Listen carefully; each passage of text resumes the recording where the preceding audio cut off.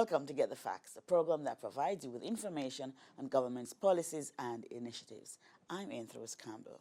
The Salvation Army is an international organization that has been around for some 150 years, advancing humanity through spiritual upliftment as well as through social and charitable engagements. During the season of love and giving, the organization is even more dedicated to the call of service to our fellow men.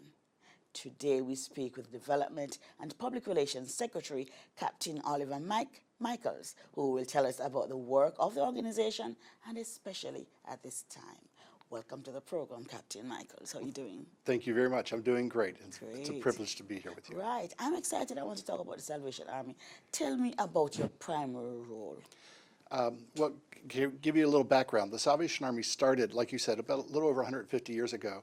A gentleman by the name of William Booth decided he wanted to do street ministry. He wanted to preach to people in the streets. He believed that a lot of the problems that he saw people facing in industrial revolution England could be solved with Jesus. Simple as that. And so he started preaching in the streets. He did a great job. He brought so many people in that most of the churches at the time were like, you're going to have to, we don't have enough room for these people. You're going to have to do something. Yes. So he actually started doing some brick and mortar churches as well. Yes. And then almost immediately realized that a lot of the folks he was reaching in the streets were not in a great social class. They were not well fed. He actually made the comment to his son, I don't believe they can hear me preaching over the rumbling of their own stomachs. You need to do something about that. So his son Bramwell actually started the social services branch of the Salvation Army out of those beginnings. And it has grown now to not only being a church, a full-blown church, but we do social services, we do emergency disaster service relief, we do work in social justice, we do work in community development all around the world, over 130 countries around the world. Yes. Well, talk to me about some of those special services that you offer, especially here in Jamaica. Well, Jamaica started here about 130 years ago. Right. The Salvation Army started here in Jamaica when a young lady by the name of Agnes Foster was taken back to England as a slave. She was freed while she was in England. She got married, had kids, started attending the Salvation Army. She moved back to Jamaica in the Bluefields area and said, Jamaica needs the Salvation Army. And so her and an Englishman by the name of Mr. Raglan Andrews decided to start a Salvation Army Corps in Bluefields. And they wrote back to international headquarters in London and said, hey, we want to start the Salvation Army. And they said, well, give it a try. We'll see what happens. And so they officially opened the work here in 1897, whenever they started the work right here in Kingston, Jamaica. Since then, we've grown. We do women's residences for women who are in school or who are just starting out in their jobs and are having a hard time getting into that first apartment or house. We have primary schools and daycares throughout So you Jamaica. still have that service to women? Yes. You still have that service now? Yes, we still have one now, yes. Yes. It's in downtown. In fact, How does it work? How does it work? You'd have to talk to the divisional commander. Okay. But we have ladies in residence there. We have, in fact, one of our major projects is to renovate and maybe even relocate that facility to make it a little more efficient, a little better. We have clothing stores that we sell, thrift stores that we sell clothing, but we also give clothing to folks that come in and apply and have a need. We do help for like burnout victims. We're always there available for times of flood or hurricane. We also have daycares and basic schools around Jamaica, and we have our churches where counseling is offered, spiritual upliftment is offered. We also have programs for children, music programs, and character building programs to help kids get a better leg up in the world. So tell me a little bit more about the thrift shop. Yes. So you operate a thrift shop where people can come and get items at low cost. Yes, we do. And probably without any cost. Well, we offer items at low cost, and then we have the ability for people to come in and apply for clothes at no cost if they show the need. Okay. So both of those available. We have one downtown on Peter Lane, and we have one over in Lyndhurst.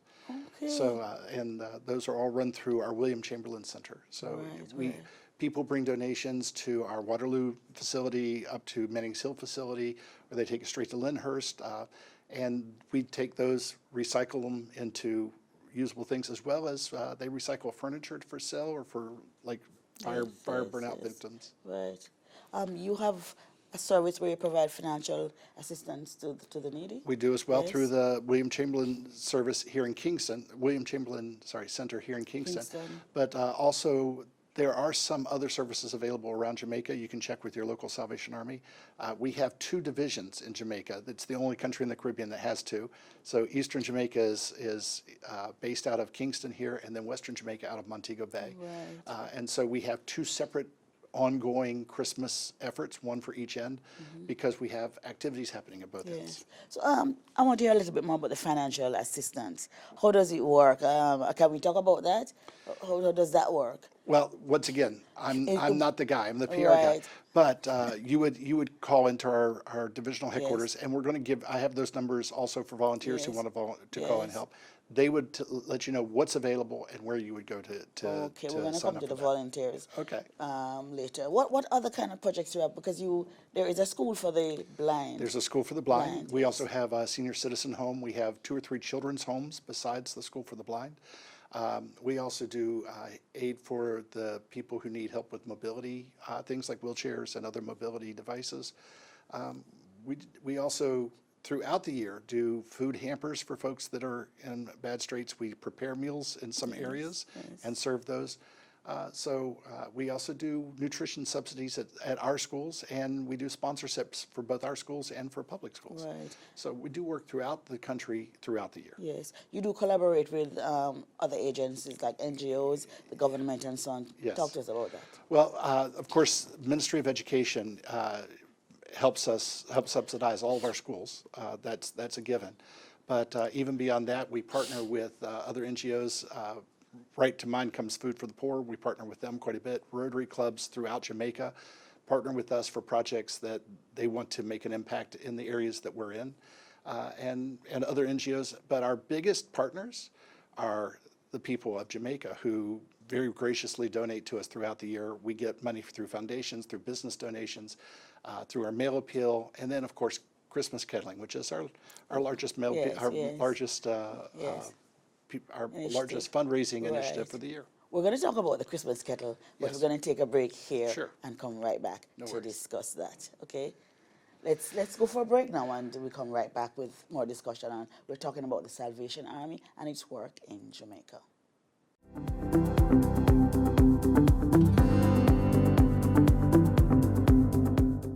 The following is brought to you by MOCA, the major organized crime and anti-corruption agency with kind support of NIA and USAID. Criminal minds think they are cunning. The major organized crime and anti-corruption agency have them running. Your friend a shout, come here. Take time running. Are we ready for the ops? Drive up on your block. Step out now the block. Cyber take away your laptop. Pull up every lock. No evidence to drop. We put it in a cuffs and now we have the under. From your system, you better look out fit. When you move corrupt, better look out fit. Feel say you get wet, look out fit. Look out fit. Look out fit. From your system, you better look out fit. When you move corrupt, better look out fit. Feel say you get wet, look out fit. Look out fit. Look out fit. The proceeding was brought to you by MOCA, the major organized crime and anti-corruption agency with the kind support of NIA and USAID. Mocha. Mocha.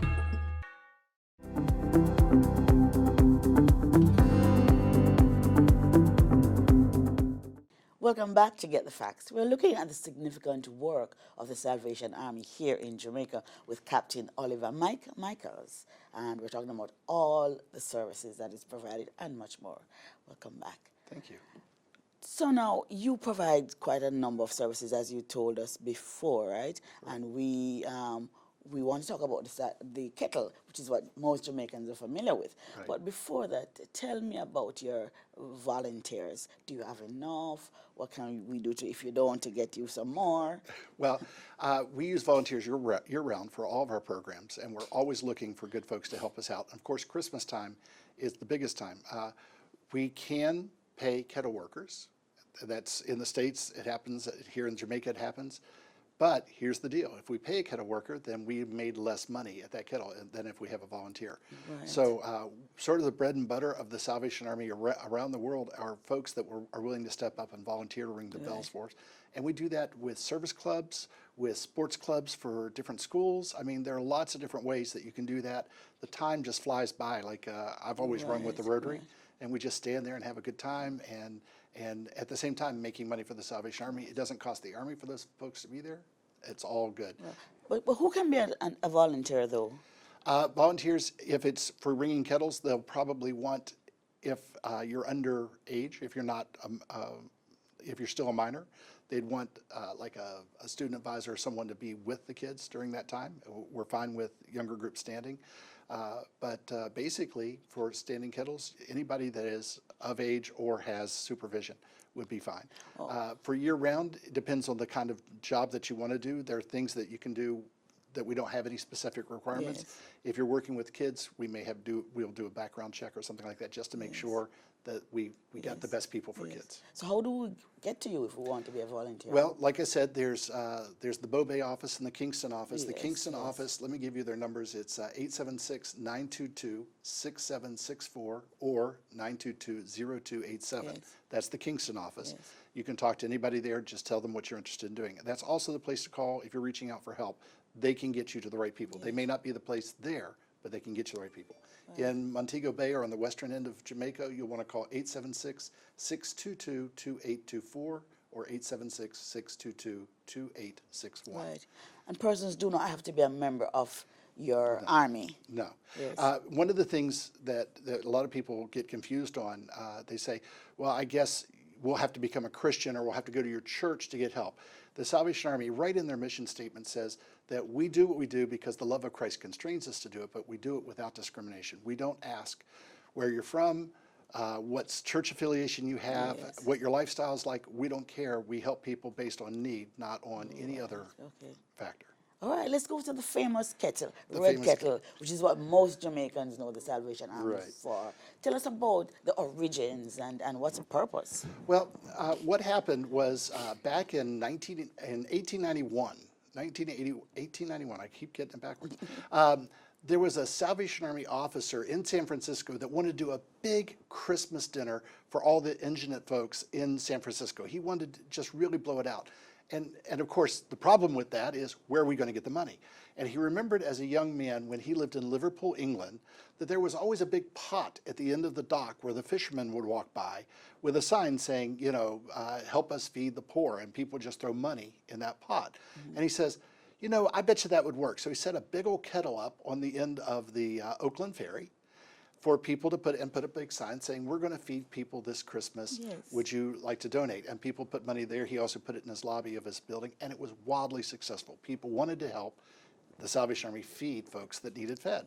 So that's where it started. It spread throughout the United States and has gone on to spread all around the world. So yes, Jamaica is a kettling country.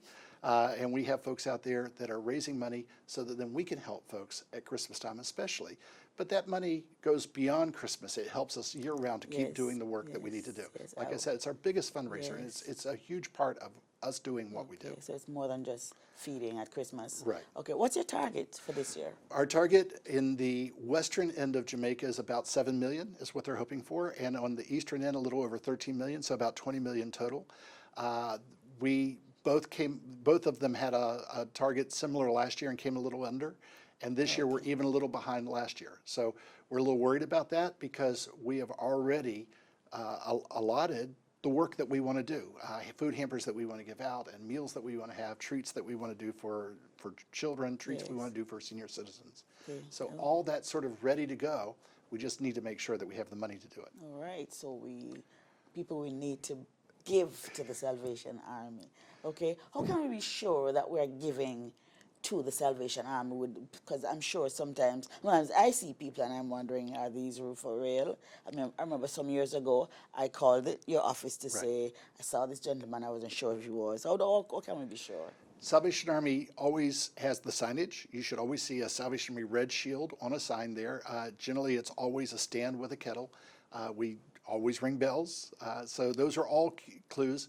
A lot of Salvation Army employees and Salvation Army soldiers or officers who volunteer are in uniform.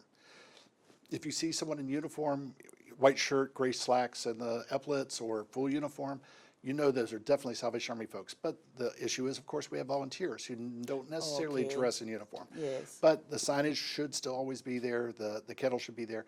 We don't have people out with cans or plastic bottles saying, donate to the Salvation Army. We don't do always that. a kettle. It's always a kettle. Right. Don't they have IDs? Once again, I'm the PR guy. I've seen lots of kettlers. I haven't noticed any IDs, but they're almost always in uniform. So, yeah. Okay. All right. Before we wrap, just appeal to the country, to Jamaica. Okay. Well, folks, let me tell you, the Salvation Army doesn't produce anything. The Salvation Army, nothing tangible. We produce hope, we produce joy, and we do that because people give to us for us to turn around and give back to folks. So, folks, we don't have limitless stores of money. All we're doing is taking the very generous resources that you put in our hands and turning around and give them to the folks in your communities that need the help. And that's a big deal. The money comes to Jamaica and it goes back out to Jamaicans. The Salvation Army internationally actually helps Jamaica. We're a country that is helped by other countries. So the money that's raised here is staying here, and even more money is coming from out of country to stay here. So please help us all you can. The more that folks help us, the more we can help folks. So thank you very much. Thank you so very much for sharing with us today on Get the Facts. Thank you for having me. It is the time for giving. Wherever you see representatives of the Salvation Army, put a donation in the kettle. It is for a worthy cause. This has been Get the Facts. Our guest was Captain Oliver Michels, Development and Public Relations Secretary of the Salvation Army. Until next time, I'm Rose Campbell, encouraging you, appealing to you to give. Give this Christmas. Take good care.